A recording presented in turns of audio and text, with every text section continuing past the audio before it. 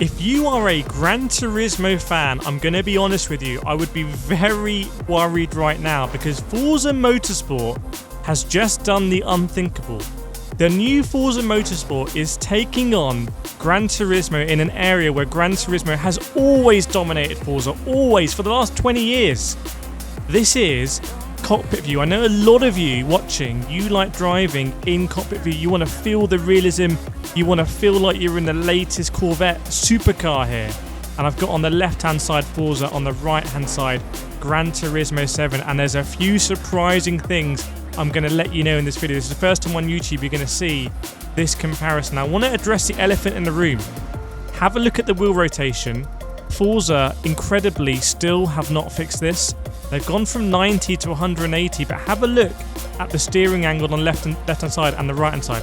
I can tell you, having driven these sort of cars on racetracks, on the right-hand side, that is where your hand position would be going through that sort of corner. The left-hand side, there is still not enough wheel rotation. So just want to get that said.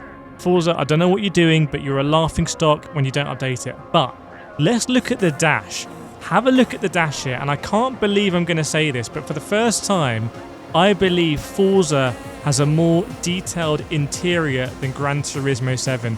You can see on the dash here, we've got the G-force performance dial, we've got obviously the speedometer, and we've got other stuff as well, like the temperature, we've got the rev bar as well, which is operating.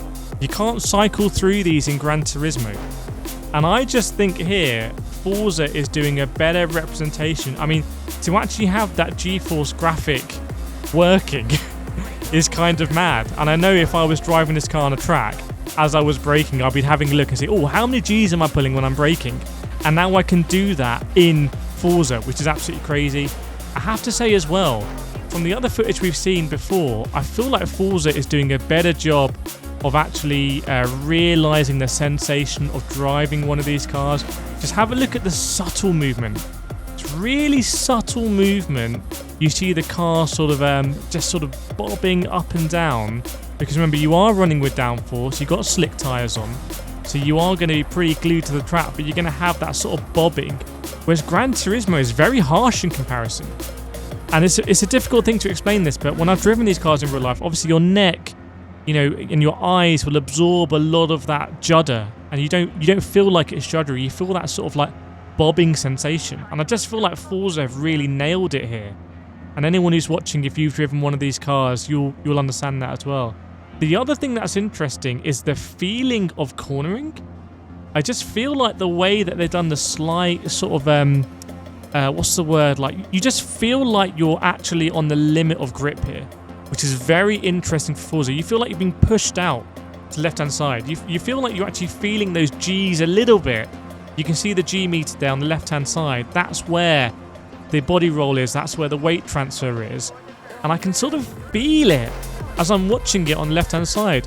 Whereas I actually don't get that at all with Gran Turismo. It's completely neutral. So it's a very subtle thing again. Forza are doing a lot of subtle stuff here with the cockpit camera. You've obviously got the reflections on the inside of the windshield, which when you see these like up close natively, it's absolutely insane. It takes the graphics to another level. Gran Turismo's the same thing. Not sure why we don't have the head-up display in Forza. I think it is the E-Rain Forza. I think it's probably the Stingray in Gran Turismo, but that's unusual because that's a sort of trademark Corvette feature that I would love to see.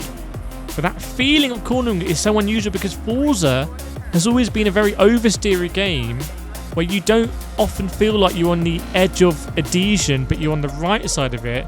You often feel like you've gone over it and you actually need to bring the car back in line. So this is very, very, very promising. I want to know what you think, by the way. Let me know in the comments which is more impressive. Make sure you're subscribed to the channel, by the way, if you want to see more comparison videos. I have a lot more coming for you guys and girls. You are incredible. I love you. I will see you. I'll see you next time.